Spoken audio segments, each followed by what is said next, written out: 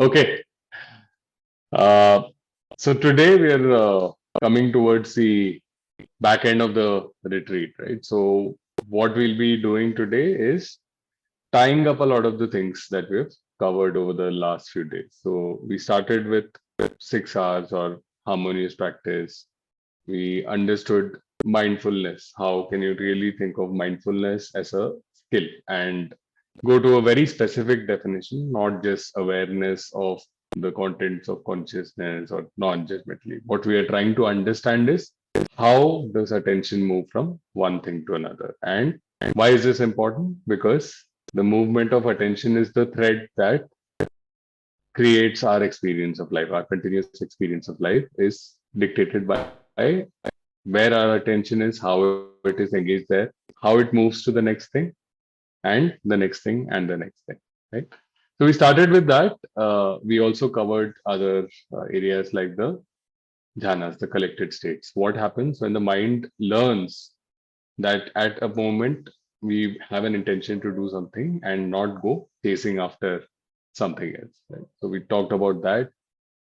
We understood the different states that start from our object of meditation, which is loving kindness or metta, how that evolves into different wholesome feelings, which are known collectively as the Brahma Viharas. Metta evolves to Karuna, evolves to Mudita, evolves to Upekha. I'll talk more about this, so I don't want to remind you what each of these means, right? And we also spend some time understanding two things. One, what are the components of a slice in time, right? So what are the things that are coming together at a certain instant in time to make up your experience there, which is the five aggregates. What are the ingredients of that moment?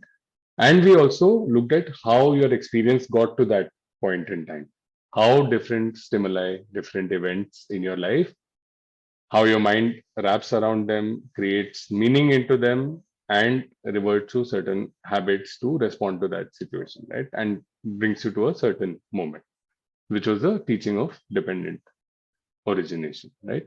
And then we covered about the characteristics, understanding how things are impermanent, how the identity that we assume at a certain moment is related to the particular context or the situation, and how not understanding, thinking of things as permanent, thinking of that self as permanent can lead to suffering.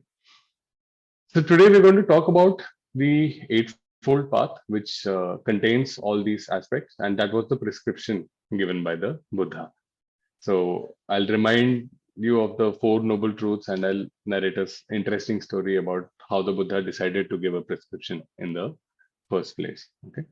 And for the rest of the retreat, tomorrow we will cover more about tomorrow and day after we'll talk more about how to bring this practice into your daily life. Apart from having a regular meditation practice, how you can use your understanding of the mind, of not just your mind, but of how human minds work to start making meaningful changes to your life, right? So that would be how the retreat would wrap up.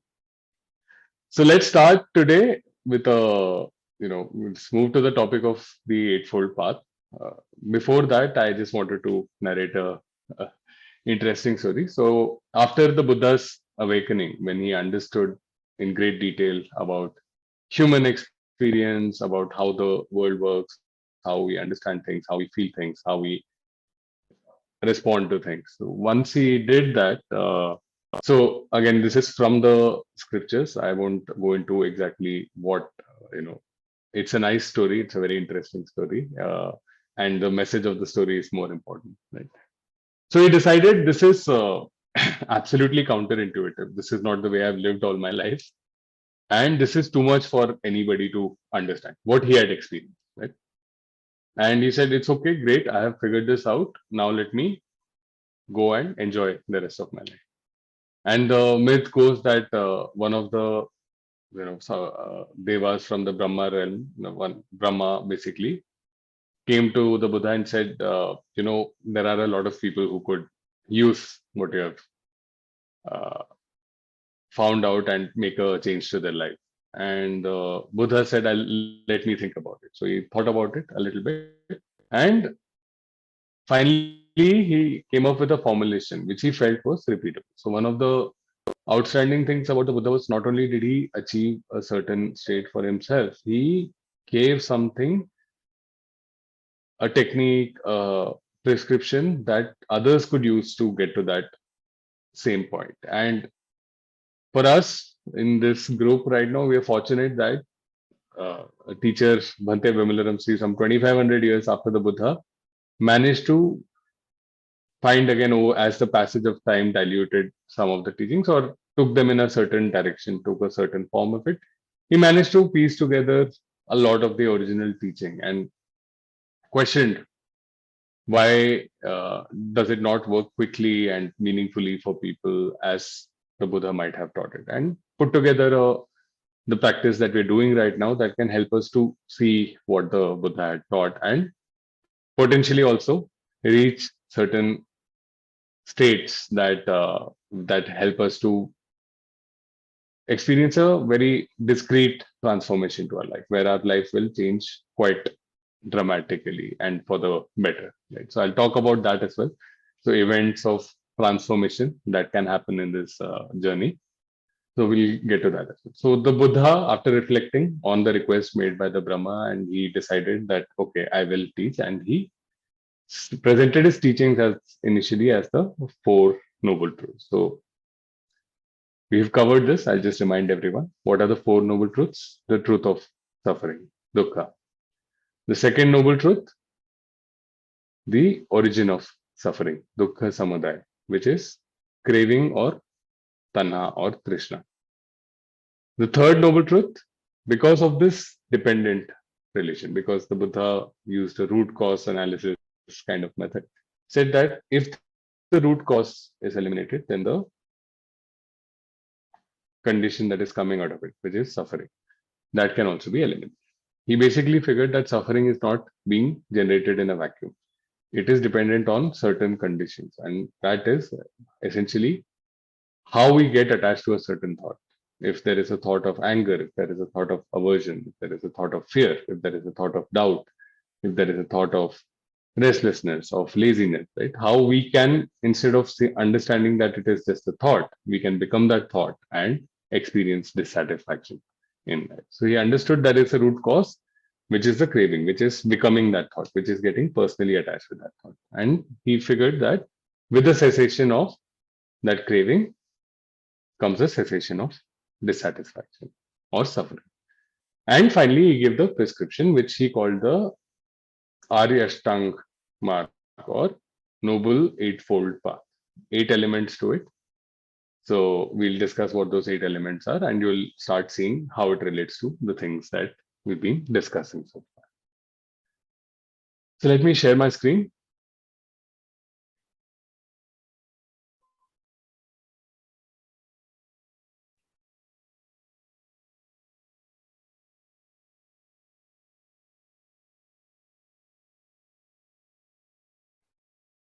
Okay, I can see a lot of serious faces right now on the screen, so would be a good time to smile. Makes the mind alert. If you remember school, you would absorb more in classes where you had fun. So even if you aren't, I will ask you to pretend that you are. Okay, great. Okay, so the Noble Eightfold Path. So this can be, there are 8 elements to it, and this is divided into 3 sections. Okay, we start with the section of understanding. Understanding how the mind works. Now, this works in 2 ways. Like I said, what I'm doing right now is I'm acting like Google or a guide. You're entering the territory of your mind. I'm talking about landmarks, what they look like, what is the history, what is the context that they were built, and so on and so forth. So that is one level of understanding. And when you actually visit that territory, when you see for yourself what's happening, that is a different level of understanding. That is the understanding that is most valuable. I can tell you everything that you need about riding a bike, but it's only when you ride a bike that you actually know what it feels like, right? And you understand a lot more, understand it deeply. So the first part of the Eightfold Path is called Sammaditthi. This is the Pali. This translates to in Hindi or Sanskrit Samyak Drishti, right? So Samyak is appropriate or wise, so in different contexts, right? We can call it wise understanding. And what are we understanding? Right? So we are understanding broadly, we are understanding the four noble truths, right? Which is that is suffering is not without basis. If we can understand the basis of suffering and work at the source to lean into suffering and actually understand what it is about and eliminate that instead of trying to fight it, trying to say, let me achieve this or let me do that. And this suffering will go away. So instead of looking for external goals, the external world to create conditions where you can be happy, you go right at the source and you eliminate the source of suffering, right? So that is the four noble truths. Understanding this can be done and understanding how it can be done. Dependent origination is the teaching that helps us understand how any experience is dependent on a lot of conditions that precede it, whether it's our own conditioning, whether it is what environment we are in, what information event is happening in our system, whether we are seeing something, hearing something, feeling something on the body, how our mind attaches to it. Does it attach with craving? Does it attach with, does it say that I want this or I don't want this? I have a problem with this. Does it become that situation, right? And then come clinging and habitual patterns. So clinging, where you create a story, you put meaning into that situation. It is coming from your own mind, and then you react as is habitual for you, and you keep going down those tracks. As humans, as creatures, we are always goal oriented. So to stay alive, to be able to, we talked about fundamental motivations of any living organism, right? Which is anything that is alive today is basically there are three things that it is good at. It is good at avoiding harm.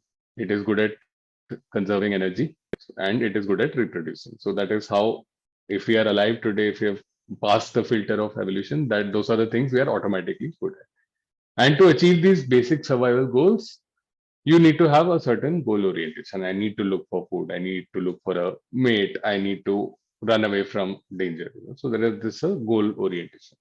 But what happens is that these goals give us chemical kicks. So we have dopamine, adrenaline, oxytocin. All these things are regulating how we go after goals, how we avoid potential threats and chase potential opportunities. So this chemical cocktail and the neurological cocktail that is happening along with it this is continuously in motion.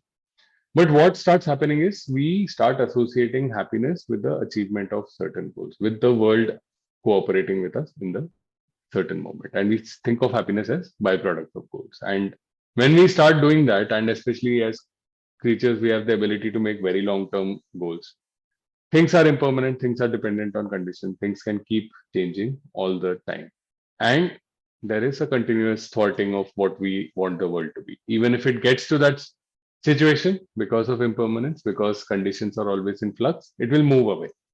So if you achieve something, you either want to maintain that feeling of when you achieved it. Right? So there is a very nice cartoon. I don't have it right now, but I wish I could have shared it. So there's a popular fairy tale of a frog that turns into a prince. So in this particular cartoon, there's a grumpy frog. He's got a grumpy expression on him and gets kissed by a princess, turns into a prince.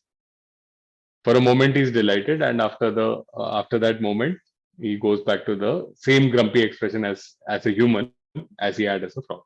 So conditions keep changing. So even if we get what we want, either we'll be afraid of losing it, or we want it to be that way always, or we will get dissatisfied because the feeling that we had when we got it, we are not able to maintain that, right? So things are always in flux. Dependent origination helps us understand the mechanism by which we start relating these experiences to reality. That am I really? We start attaching those experiences, and the third thing, we start attaching our happiness to goals instead of understanding that simply by eliminating that craving, that wants that the entire world should cooperate with us to give us exactly this outcome, and that will make us happy. Instead of that, we can simply do what is appropriate, understand that it may or may not happen, right? Give it the best shot, not slack off, not become passive. Give it the best shot and take actions that are create minimum suffering for us and for others, and not be attached to that thought that becomes that I want this, I don't want that. The thought, the becoming the greed, the anger, the fear, right? Without becoming that, if we can do it, then happiness is a constant state that we can do. It isn't related to the goal. It is related to our understanding and skill with the mind. That from dependent origination, we understand the three characteristics also. Understanding impermanence, understanding that we have assumed an identity. So you're the same person who feels confident one day and feel doubts their own ability the next day. Feels loving towards a person one day and has a terrible fight with them the next day. Right? So it is the if you think it is exactly the same person, it's not. It's a identity that we are assuming in that context, and it survives for that context for that duration, and then we assume a different identity. So thinking that it is a permanent self, thinking of a past event, saying that if I felt that way about this experience, holding on to that, I was insulted that day. I was insulted, and always feeling feeling that way just makes the mistake of assuming that is the constant identity that we have. While you are practicing, you experience extremely uplifting states of mind. So that is an identity, for instance, that you can assume that is available to you. But we can get stuck with identities which are small, powerless, unhappy, dissatisfied with life. There's a nice Dhammapad verse that we do in the morning. He defeated me, he robbed me, if you remember that. So one who harbors that thought. So you are stuck in that. You have become that thought. You have become that identity that was defeated, that was robbed, that was abused, that was insulted, right? And that brings suffering. So understanding that things that the self that we experience, the sense of self that we experience is not permanent. It will change as conditions change. And the fact that most of the conditions are not brought on by we don't ask for thoughts to come up, they come up because the conditions are right, and then we react compulsively to that. So understanding that is the three characteristics, understanding the relation to dissatisfaction. And of course, seeing it in your own life, seeing it in your own mind, seeing it in your own experience is the real teaching that you will teach yourself. The second arm of the Noble Eightfold Path is called Samma Sankappo or Samyak Sankalp. Sankalp has two parts to it. One is a vision of how you want to be, and the determination to actually put in the effort to get there. Right? So you can understand things and you can say, okay, great, I've understood it. But if you have really understood it, you will have the motivation to step out of that cycle, of that compulsive cycle, and move towards making conscious choice. So every time, instead of going down that compulsive slide, we use the 6 hours, we come out of it, we act with a mind in wholesome states, we act based on the Brahma Viharas, we act in a way that minimizes suffering for ourselves and for others. We are changing our conditioning. We are changing how we experience that moment. We are creating happiness for us in that moment. We are changing our conditioning, and therefore we are creating happiness for ourselves in the future also, because we're going to respond differently. So what was habitual right now will change into a better and more wholesome habit. So replacing old habits with new habits continuously. So having that resolve, having that vision of yourself where you can, understanding that you can be in a constant state of happiness and uplifted mind. Seeing that from your understanding, seeing that from your experience, and having the resolve to work towards that, which is doing your practice, being kind to yourself, understanding that it's a new skill you're learning, just as you would be kind with a child who makes mistakes while learning. Be kind with yourself, encourage yourself to learn and keep at it. Might sway out of it, you might get distracted. That's fine. Be kind, like a video game. right? So we play a video game to have fun with the video game, not just to, if we lose, we see it as an opportunity to learn and we play better the next one. So bringing that attitude towards the practice, having the intention to take ourselves further in understanding. So this is a section on understanding, having a conceptual or intellectual understanding, and actually understanding what the landmarks are, different what the territory is, and then experiencing the territory for yourself with the practice. So that is why this is not independent of the second section, which is the section on mental skills. So mental skills may help you to cement that understanding. So here we've spent a lot of time on this. So just for understanding how the things come together, the 6 R's or the harmonious practice, being able to step out of compulsive loops, being able to step out of taking things personally, becoming that thought, right? So the craving, we're working directly. The relaxed step that we use here works directly with the craving, and you can see it every time your mind gets right, your mind has become attached with some outcome. See it when you get really agitated, emotional, angry, you feel like you're ready to have a physical fight. You see how your mind is, how constricted your mind is. The relaxed step here is critical because it works directly with the craving. And this is one of the great things that the Buddha has mentioned it in one or two suttas, but somehow it has not been highlighted as a very major part of the practice. And one of the great things that Bhante Vimalanramsi managed to do was correlate that tightness with craving and understand how the relax can actually reset the craving as we come back to our object of meditation or come to whatever we are involved in at that moment. Mindfulness, remembering to observe attention and its movement. Where is my attention? How is it engaged there? Is it with craving, without craving?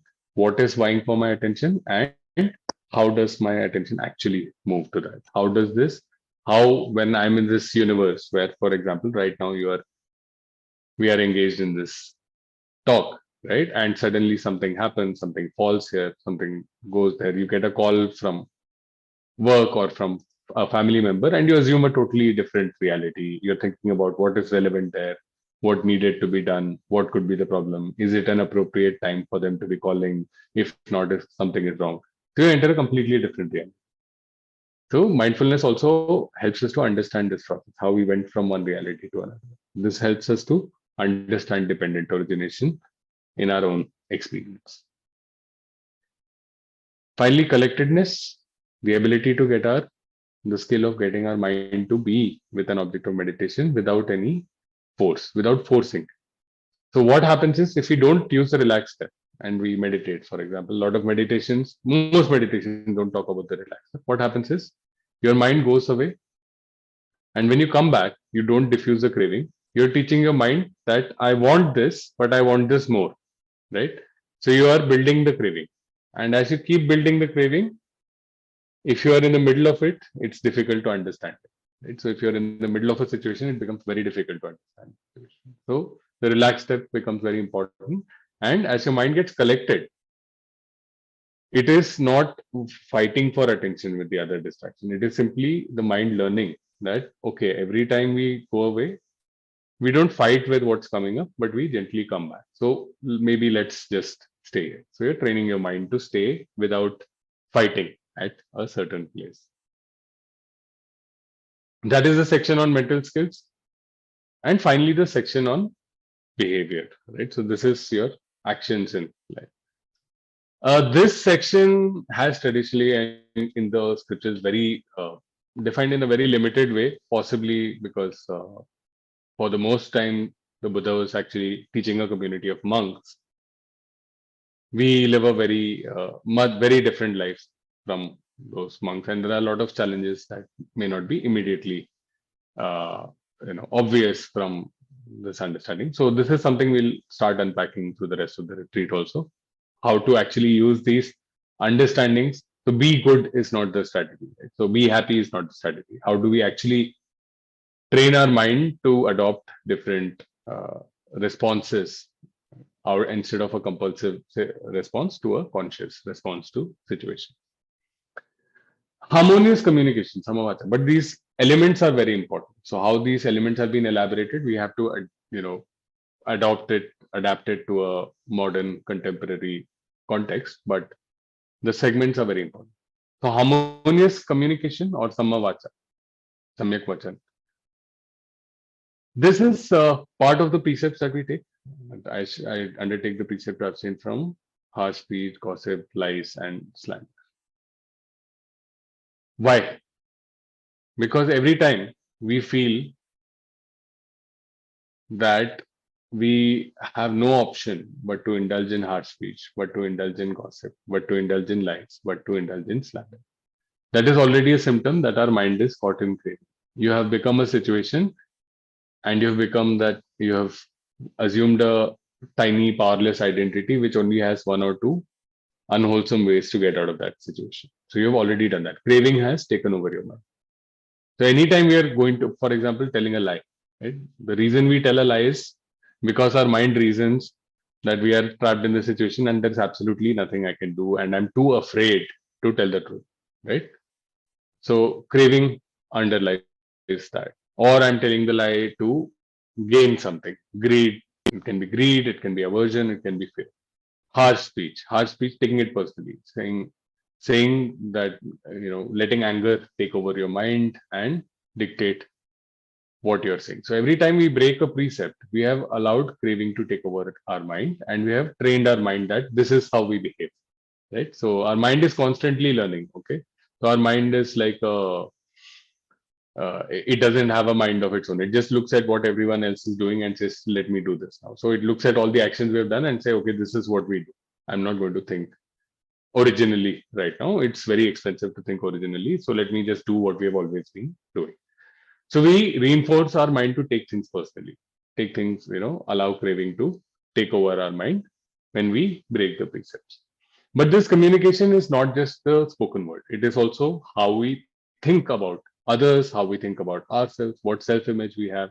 Do we love ourselves unconditionally? Do we wish ourselves happiness unconditionally? So, all these things, harmonious communication. What is the kind of thinking that keeps you in harmony, minimizes suffering for yourself and for others? This is something to evaluate continuously. What you say. There's a very beautiful sutta called the Abhay Sutta. I'm not sure if we'll have the time to cover it in this retreat, but I'll share a link of that talk I have given somewhere else, maybe after the retreat. Right. So, understanding harmonious communication, how to say things that are appropriate, how to improve the way we think about things, because the way we think about things is what we what our reality becomes. So whatever story we have in our mind about other people, about situations, becomes our reality. So the way we think about these things becomes very important. We actually have the ability to completely change our experience of reality, because the meaning is held in our mind. Harmonious communication, that was Samavacha, and now harmonious actions. So Samyak Karma, Samakamat.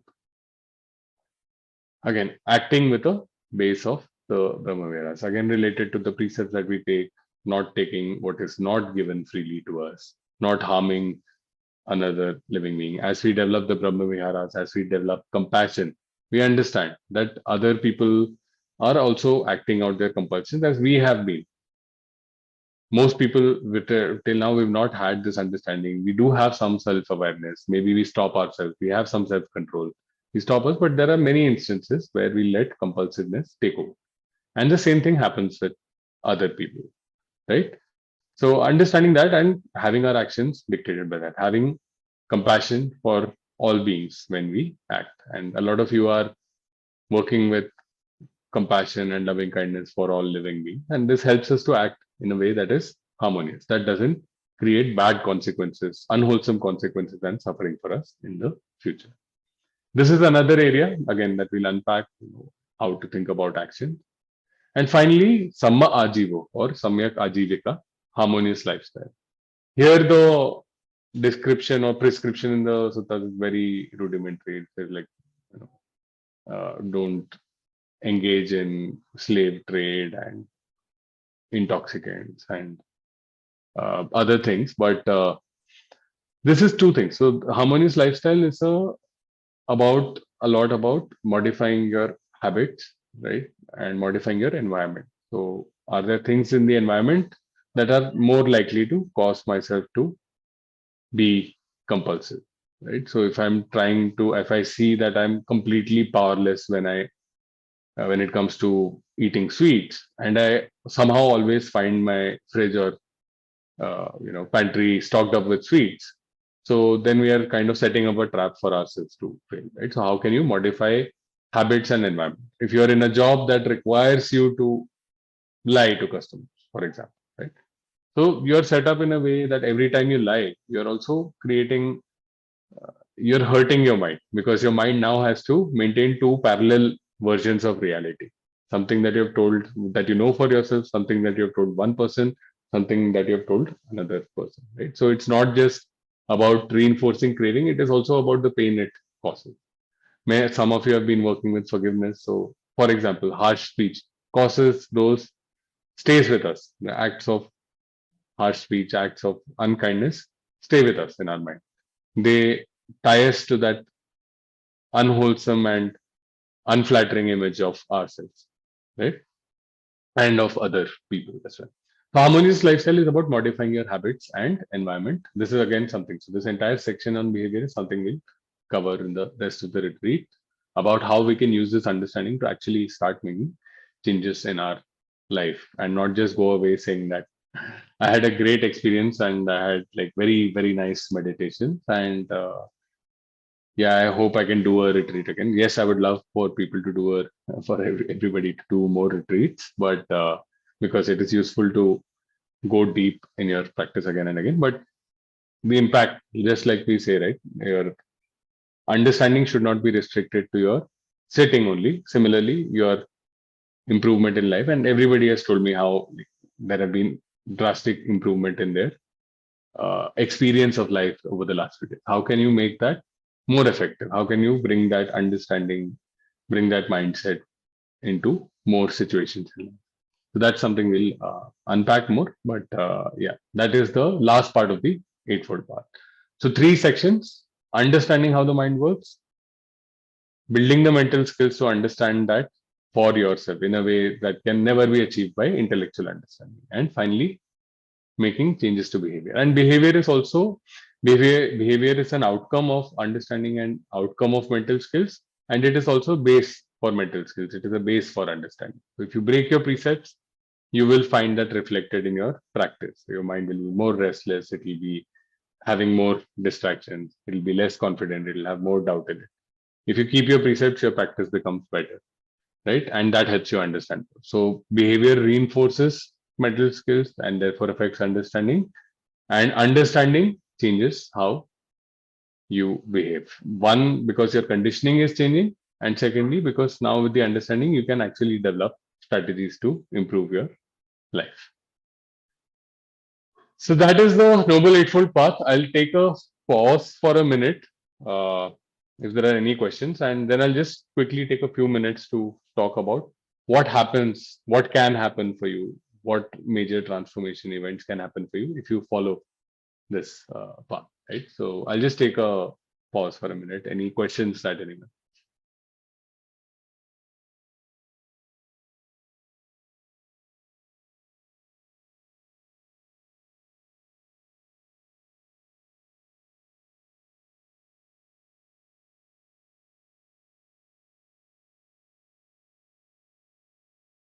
Okay, might take a little while. So what we'll do is we'll share this video as well. It might be useful to listen to it again, and we'll share this slide on the WhatsApp group. And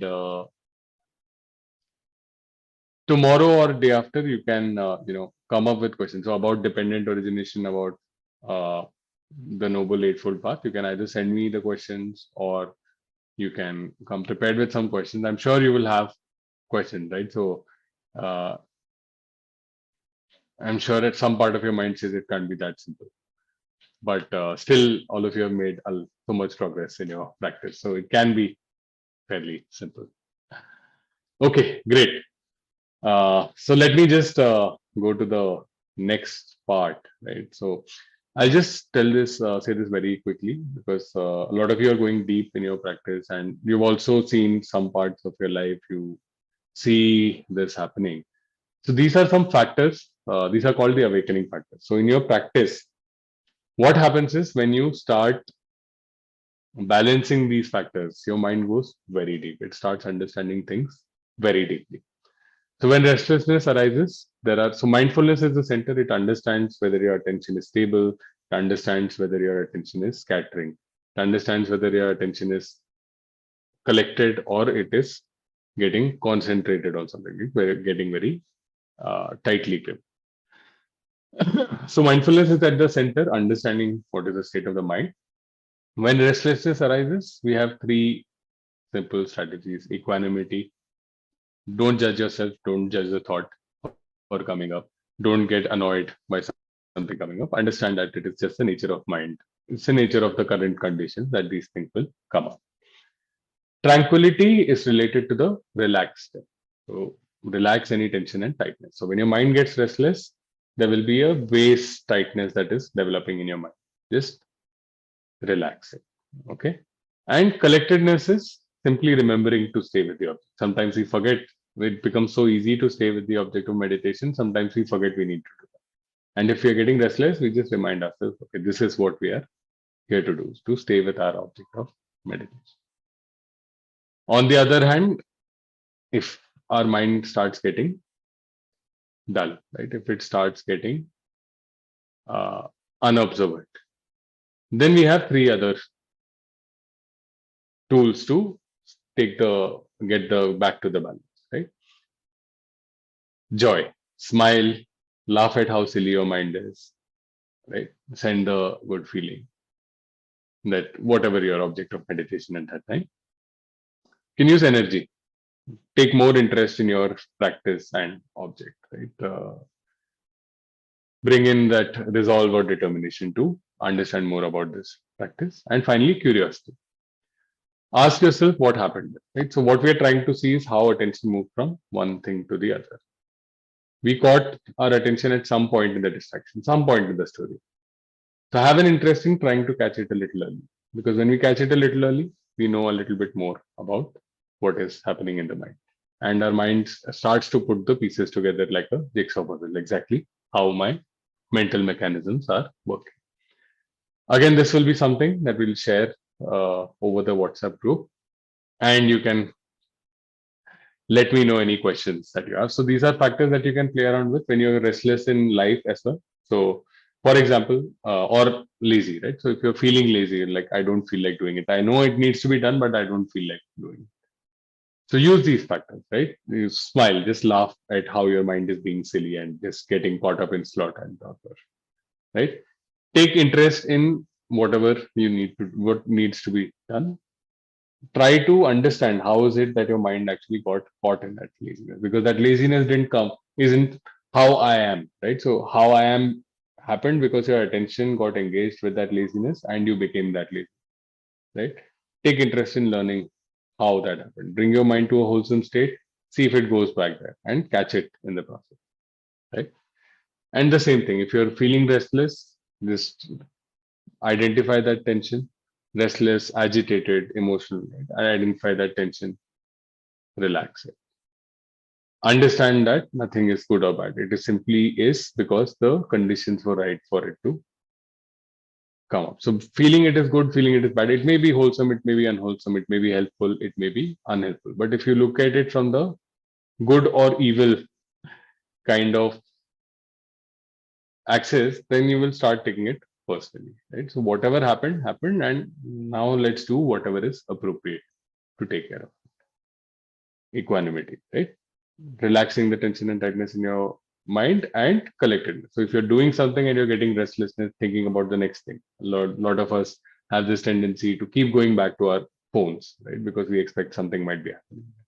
So being collected, staying, reminding ourselves that this is what we intended to do, the activity that we intended to do. And as we start balancing these, right? So in normal life, in the practice, and our mind goes deep. So as our mind goes deep, we have fewer and fewer thoughts coming up because our mind says that, okay, we are sitting here right now. I am not really looking for things to chase after. I'm not in an information and stimulation seeking mode. What we want is for us to really gain the understanding of how mind's attention works. We want to have a perfect balance. And when we have this perfect balance, instead of laziness, we have calm. Instead of restlessness, we have alertness. Right. So what happens when the scales tip? If the alertness becomes too much and the calm goes down, we get restless. Right. If the calm becomes too much and the alertness goes down, then we get lazy. Right. So when we are both alert and calm, when our mind is perfectly balanced, at that moment we can go deep. Our mind is not chasing after another, and our mind is able to see how the process. So what this happens is, as we keep going deeper and deeper into our practice, right? We talked about the jhanas, we talked about the different Brahma Viharas that are the supporting base for the jhanas. We start going from the first to the fourth jhana, and we go to the base of infinite space. Many of you have experienced it, where you feel like your mind has expanded and you feel almost weightless.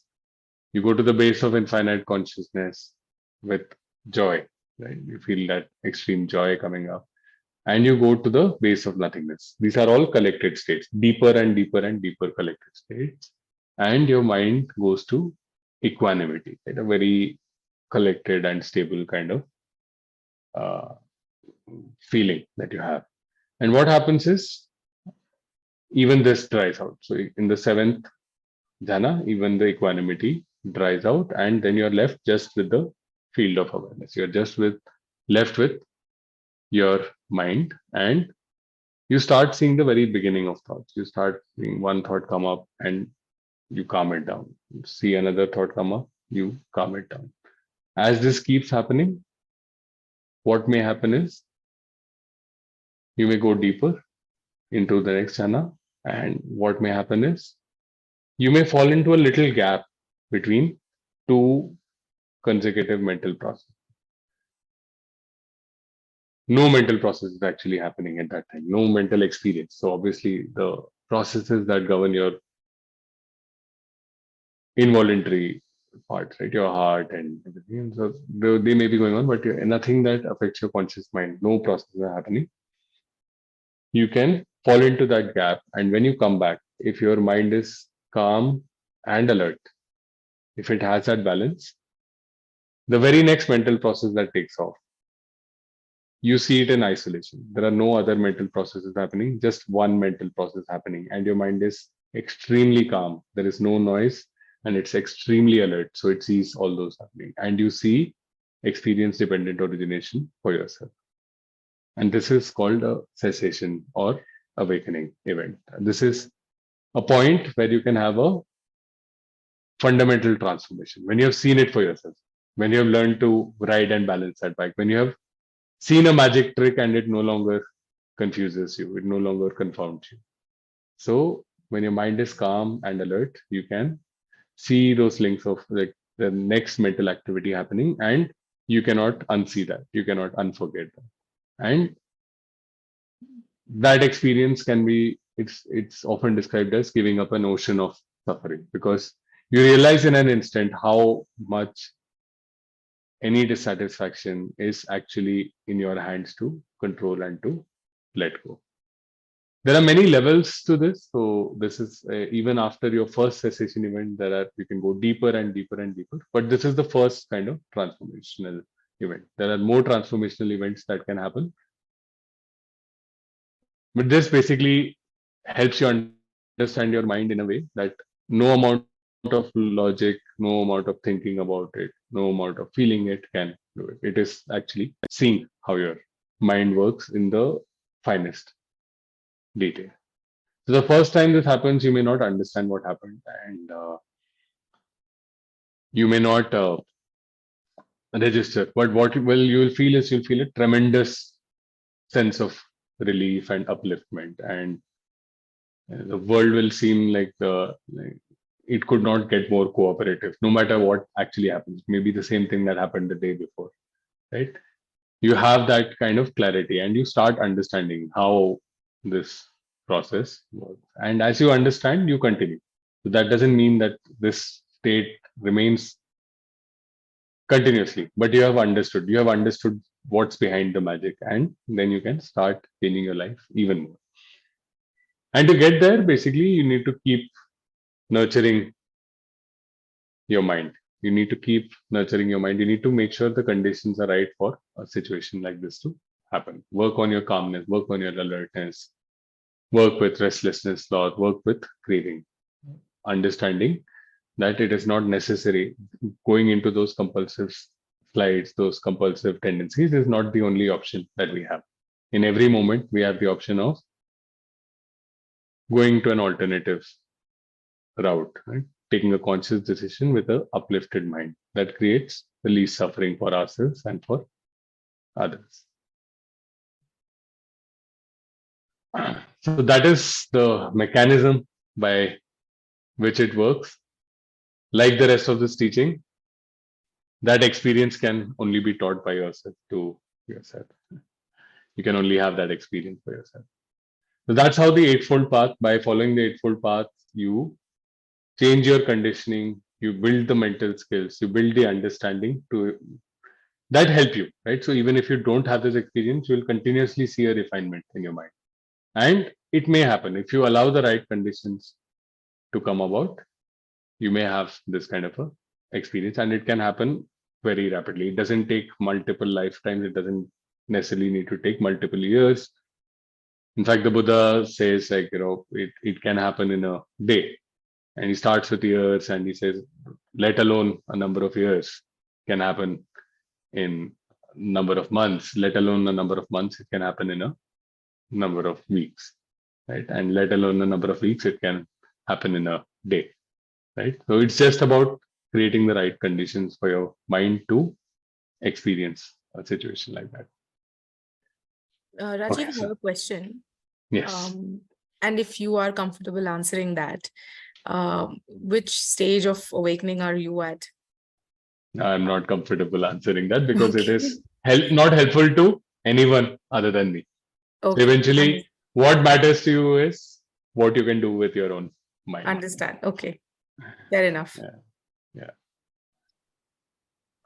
What I can do is I can share some things that you can use for your to experience this. Yeah. And when you transition from one stage to another, I mean, does it happen, or like, does it happen automatically and we realize it, or do we need to train our mind towards that direction and then it happens? Or See, all the things that the practice that has been taught, the understanding that has been given here is sufficient for you to understand what happens at that stage, right? So once you have that experience, you just it's like a reboot, right? It's a operating system reboot. You start looking at all the things in your life, and you start seeing how there is a compulsive path towards being and a conscious path towards being, and you start automatically changing the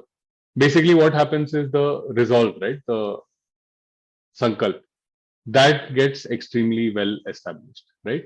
The understanding also, the understanding especially of non-self, and non-self understanding of non-self is very liberating, right? People think it's sometimes when people read it intellectually, it seems very pessimistic or very denying of our individuality of a person. No, it is not. What non-self says is that if I have assumed a personality which is unwholesome, which is bad for me, which is bad for another person, I can immediately understand that this is just a construct of my mind. I can step out of it. I can do better, right? So that gets really established. So the first time this happens, so doubt goes away in your mind, that doubt, that self-confidence goes up a lot, that you know that you are in charge. So like Nelson Mandela used to quote Invictus, right? So even after spending time in jail, he said, like, I'm the uh, captain of my mind and the master of my soul, right? So it's like it's that doubt goes away, that Can I be confident? Can I be happy? Right. So that is the one thing that goes away. The second thing that happens away, you're resolved. You're understanding that, I don't really need to. It becomes a no-brainer that I should, actually, it makes sense in the long run. Sometimes we say that, okay, I'm going to tell a lie to protect the other person. We reason with ourselves that we do that, or we say that I shouted back because the other person started, right? So all those things just don't seem worth it in the long run, because we see what it does to our mind, what it does to other people's mind. So that starts happening. So it starts changing your behavior. It takes a while. So, like, if you talk about the Buddha, so this kind of an event, so learning about the Dhamma is like maybe smelling a mango and being told that it exists, right? And the first cessation event is like actually tasting a drop of that mango, and then eventually you work yourself to the point of like the Buddha, who like probably had like very concentrated mango thing, right? So you keep working and purifying and improving your understanding. It's a constant process, right? So you are as awakened as the last foolish thing you did, and till you get to that stage, you will always do slip up from time to time, right? So see that, and just keep being better. It doesn't matter where you are, right? Like I said, it's not going to help anyone. Eventually you are as good as the last thing you slipped at, and you see that you are kind to yourself, you forgive yourself for that, you be make a resolution to be better next time.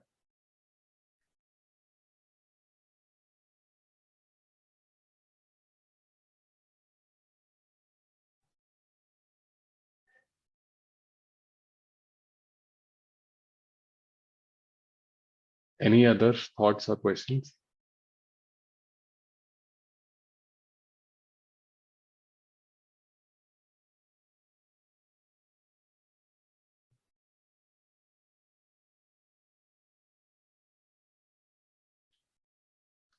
Okay, lots to ponder on. Good time to sit. And I hope some people who've been debating, I can sit longer, but should I? Maybe you feel a little inspired to sit longer and condition your mind better. Okay, great. Let's share some merit and we'll end today's session.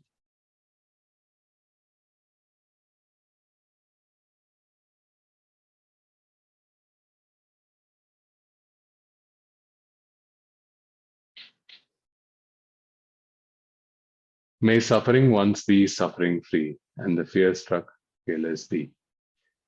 May the grieving shed all grief, and may all beings find relief. May all beings share this merit that we have thus acquired for the acquisition of all kinds of happiness. May enlightened beings of mighty power share in this merit of ours. May they long protect the Buddha's dispensation. Sad, sad, sad.